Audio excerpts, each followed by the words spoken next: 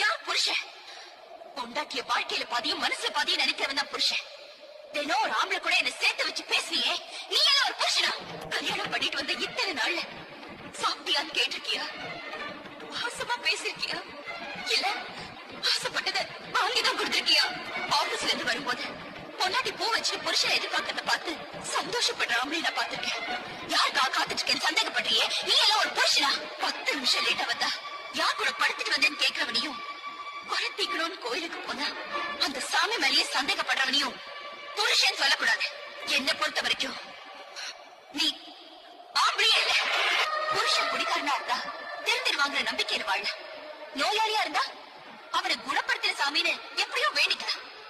இன்னொரு பொண்ணு கூட அவருக்கு தொடர்பு இருந்தா தலைவிதி நினைச்சு சகிச்சுக்கலாம்.